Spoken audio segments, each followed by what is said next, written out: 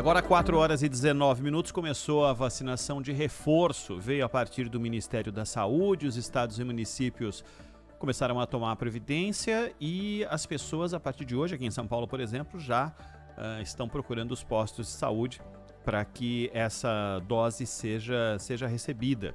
Nós vamos conversar com o Dr. Marcelo Neubauer, que é médico infectologista, Marcelo Neubauer de Paula, que gentilmente nos atende aqui na Rádio Bandeirantes. Doutor Marcelo, como vai? Boa tarde. Oi, boa tarde, como vão? Boa tarde a todos os ouvintes. Obrigado, seja muito bem-vindo aqui. Doutor, essa antecipação da vacinação com dose de reforço já demonstra uma preocupação com qual aspecto? A ampliação do número de infectados na Europa, a possibilidade de uma nova variante que possa ser advinda do velho continente, ou o fim de ano se aproxima e diante de um quadro de estabilidade e queda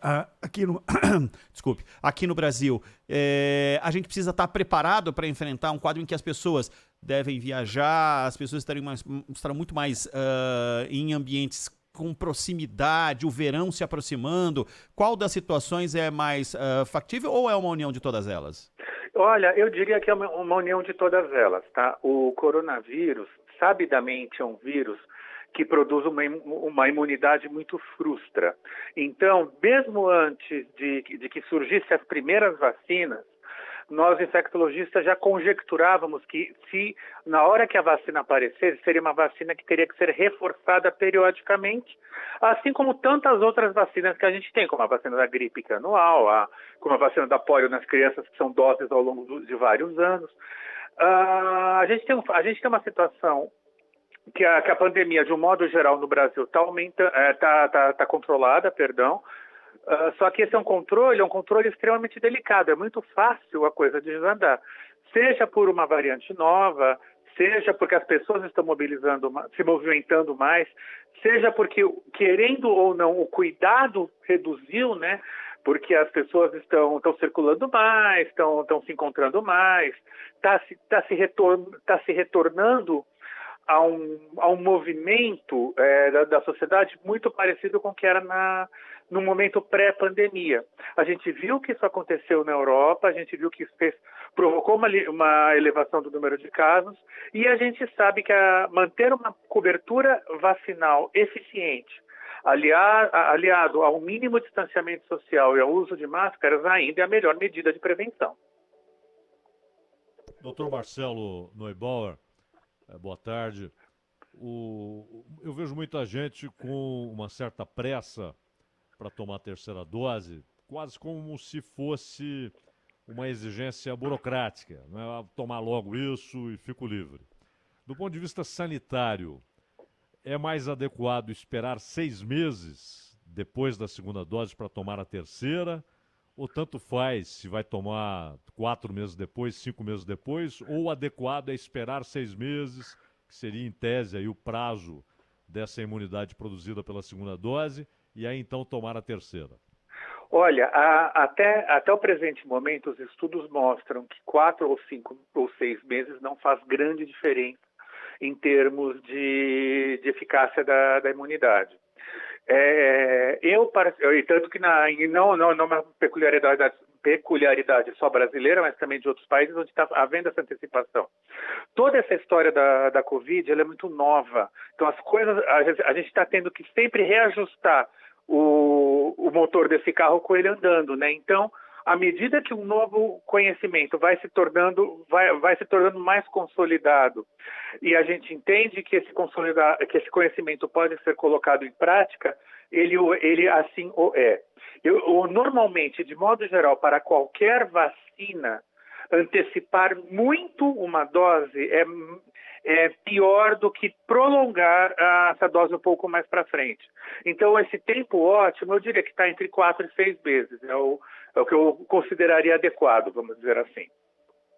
E nesse caso, porque muita gente, por exemplo, que tomou AstraZeneca, já tomou a terceira dose ou irá tomar da Pfizer.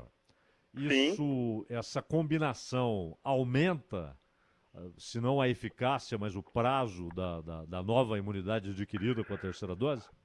Olha, em relação ao prazo da eficácia, eu pediria para você perguntar daqui a 6 meses, porque a gente já vai saber uma resposta. Claro, observação clínica. Uma coisa que a gente tem que esperar para ver. Em termos de eficácia, com certeza aumenta, tá? Com certeza aumenta, porque eu vou estar estimulando o nosso sistema imunológico de maneiras distintas. Então, eu vou estar pegando diferentes aspectos da imunidade. Eu, particularmente, acho esse esquema de ter feito as 2 primeiras doses da AstraZeneca e a terceira Pfizer um esquema muito bom. Doutor, a decisão foi por, inicialmente, a dose de reforço atender pessoas mais idosas e agora a ampliação. Essa preocupação com a dose de reforço, o senhor concordou com o processo de já antecipar para 18 anos ou mais, ou a gente deveria estar concentrado em ir atrás dos idosos que ainda não se vacinaram, não tomaram a terceira dose? Olha, eu diria que são situações que não são excludentes, né? As coisas podem seguir em paralelo. Na verdade, respeitando-se esse prazo mínimo entre a segunda e a terceira dose, a idade, na minha opinião, é uma questão menor. Eu acho que a gente precisa correr atrás desses idosos que ainda não tomaram a dose de reforço. Eu acho que, atingido o prazo, os jovens também devem se vacinar, e eu não vejo a hora de que a Anvisa libere a vacina para as crianças também, que eu também gostaria muito que elas fossem vacinadas logo. Algumas teses que mostram que a possibilidade de desenvolvimento da doença em crianças menores, ela se confirma e, de alguma forma, a dose primeira e segunda, enfim, não sei quantas doses seriam para crianças menores, o senhor entende que deveria ser uma decisão tomada já? O senhor diz que torce para que isso aconteça. Alguns países demoraram para fazer e outros não. O seu posicionamento é que a vacinação deveria ter começado já a partir de que idade exatamente? Olha, se eu não me engano, o que está sendo pedido é 4 ou 5 anos, agora me fugiu o número exato.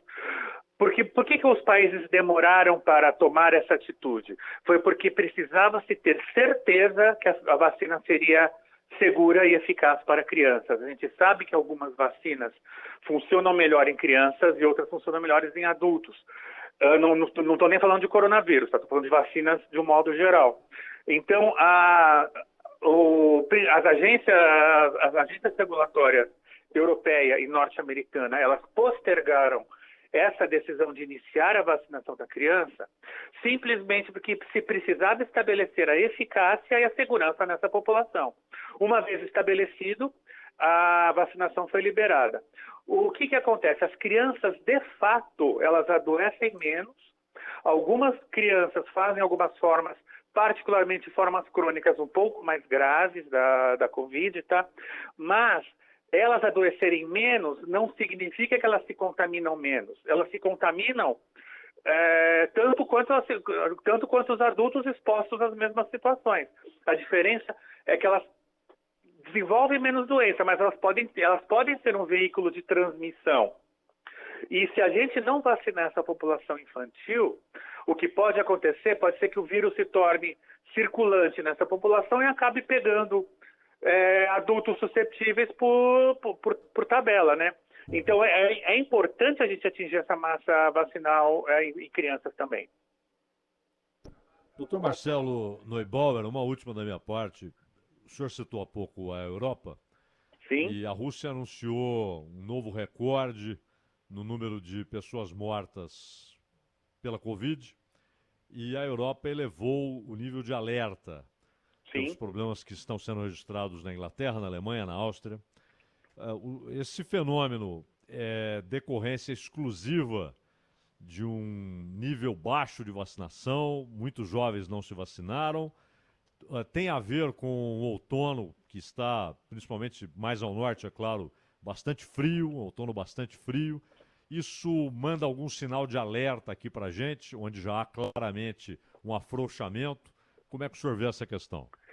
Olha, assim, a cobertura vacinal da Europa, em alguns países, ela está particularmente baixa, está tendo uma campanha negacionista muito forte na Europa. Eu vejo isso, eu tenho parentes que moram na França e que, por mais que seja esclarecido, se recusam a vacinar.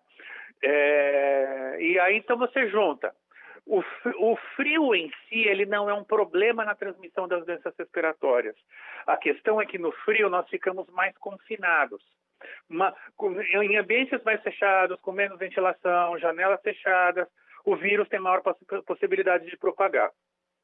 Além de tudo, o que se espera a longo prazo com o coronavírus é que ele ganhe um aspecto muito parecido com o que tem o vírus da gripe hoje em dia. Ele se torne uma doença sazonal. E como toda doença respiratória, ela piora nos meses mais frios do ano pela questão do confinamento. As pessoas ficam mais confinadas. Dr. Marcelo Neubauer de Paula, infectologista, conversou com a gente aqui no Acontece na Rádio Bandeirantes. Doutor, muito obrigado pela atenção conosco. Até uma próxima. Eu agradeço, muito obrigado e uma boa tarde. Boa tarde. Agora 4h30.